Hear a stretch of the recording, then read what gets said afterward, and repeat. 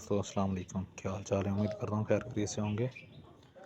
آج کی سٹوری آپ سے شیئر کرتے ہیں، مال و دولت کی حقیقت۔ لبنان کا سب سے مالدار آدمی ایمبل البستانی تھا۔ اس نے اپنے لیے ایک خوبصورت علاقے میں، جو کہ بیروت کے سال پر تھا، قبر بنوائی کہ مرنے کے بعد مجھے اس قبر میں دفن کیا۔ اس کے پاس اپنا ذاتی جہاز تھا، جب دھماکہ ہوا تو وہ جہاز سمندر میں ڈوب گیا۔ لاکھوں ڈالر خرچ کرنے کے بعد اس کے جہاز کا تو پتہ چل گیا، لیکن اس لاش نہیں ملی جسے اسے قبر میں اسے دفن کیا جائے، جو کہ اس نے بنوائی تھی۔ برطانیہ کے ایک بہت زیادہ مالدار آدمی ایک یہودی روتشلر تھا۔ وہ اتنا دولتمند تھا، کبھی کبھی حکومت اس سے قرض لیتی تھی۔ اس نے اپنے عظیم الشان محل میں ایک کمرہ اپنی دولت رکھنے کے لیے مختص کیا ہوا تھا، جو کہ ہر وقت سیم و زر سے بھرا رہتا تھا۔ ایک دفعہ وہ اس کمرے میں داخل ہوا اور غلطی سے دروازہ بند ہو گیا۔ دروازہ صرف باہر سے کھل سکتا تھا، اندر سے نہیں۔ اس نے زور زور سے چیخ پکار شروع کی، لیکن محل بڑا ہونے کی وجہ سے کسی نے اس کی آواز نہ سنی۔ اس کی عادت تھی کہ وہ کبھی کبھی بغیر کسی کو بتائے کئی ہفتے گھر سے غائب رہتا۔ جب وہ کسی کو نظر نہ آیا تو گھر والوں نے سوچا کہ حسب عادت کہیں گیا ہوگا۔ وہ برابر چیختا رہا، یہاں تک کہ اسے سخت بھوک اور پیاس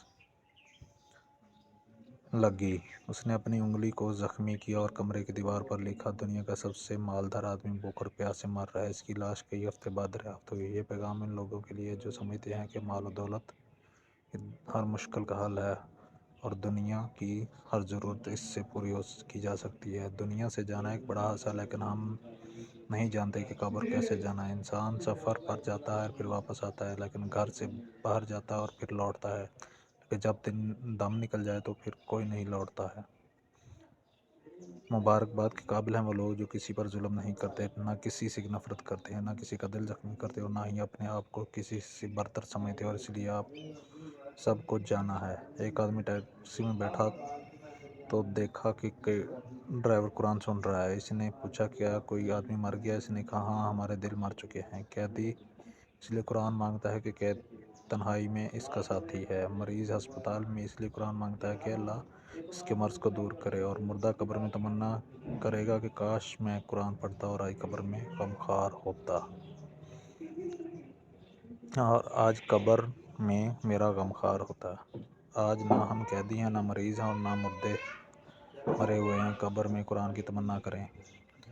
قرآن آج ہمارے ہاتھوں میں ہے، آنکھوں کے سامنے ہے، تو کیا ہمیں اس بات کا انتظار کیا کہ ہم ان سے مصیبتوں میں سے کسی ایک مصیبت میں گرفتار ہو جانا پھر قرآن کو طلب کریں۔